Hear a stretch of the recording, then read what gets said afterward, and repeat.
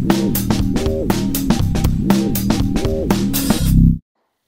guys, Tyler here from GarageWarrior.com, your #1 resource for hard-hitting home workouts and living the warrior lifestyle. I'm super excited to answer this question because I get this one a lot. Alright, so this one is, what's my take on grain? So I drew this drawing. It says, is it the staff of life or is it pure evil? And the funniest thing to me about this whole debate is that people are so one-sided. It's the devil, you should never eat it, you should never go there, or you know what, you have to have your healthy whole grains as a part of a staple of your diet. Now I'm going to share with you guys some of the facts about grains so you can make your own decision, okay? So is it the staff of life? You know, we call it the staff of life in the Bible. People were really excited about grains. Why is that? Well, that's because they found out they could use a small patch of land to cultivate a lot of food. So they could take these grains, they could mash them down, they could turn them into breads, and they could turn them into little wheat discs and stuff that they could carry with them for longer durations. So that way they didn't have to have fresh meat, fresh vegetables, fresh fruit, fresh nuts and seeds on them all the time. So this was a really smart source for them to go with because they could feed more people per acre and they could have food that lasts for a long time.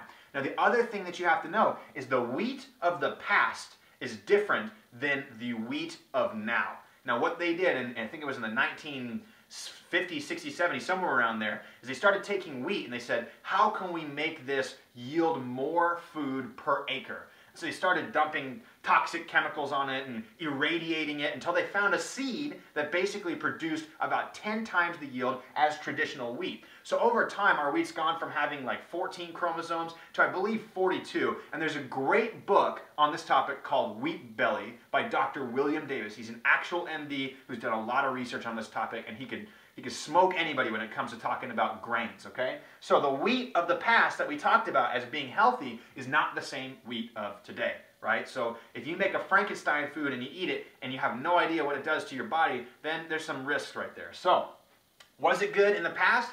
It was a brilliant source to be able to feed yourself for longer periods of time and to feed more people. Nowadays, it's a different grain, okay? So now we're talking about, is it pure evil? Should everybody avoid grains? Now, I'll be the first to say, I like the taste of bread and I like the taste of pasta, and I'll indulge every once in a while. Now, there's a few different topics that we have to look at, and one is gluten an issue with you? I happen to be friends with one of the foremost gluten-free docs in the United States, and he tells me somewhere between 1/3 and 1/2 of all people have the genetic component to be sensitive to gluten, which is going to manifest as poor skin conditions, higher body fat percentage, gut permeability, so on and so forth, okay? And we want to avoid that. So if you're one of those 50% of people and you eat grains and you have acne and things like that, it's probably best to avoid them. Now, that means there's a whole other 50% of people. Now, those people probably can tolerate grains over the long haul, but the thing we also have to think about is, do grains have an effect on our insulin levels? I've talked about this in some nutrition posts in the past.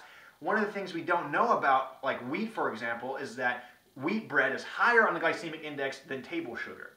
So when people want to lose body fat, when they want to cut up, if they think they're going to do it eating whole grains, it's still not going to happen, right? So I'll give you guys my personal opinion, and you can take the information I just shared and kind of apply it in your life. And the biggest thing I tell people is, no matter what, if you're on this side or that side, try this. Go to the other side for 30 days and see if it works for you, right? If you're eating grains, stop eating them for 30 days, see if you look better, you feel better, and you perform better. If you're not eating grains and you're not sure whether you can eat grains, go ahead and eat them for 30 days and see if you look better, feel better, and perform better. I personally try to stay away from the grains for the most part. I like to do a little cheat day here and there, but for the most part, I try to stay away from consistent grain consumption.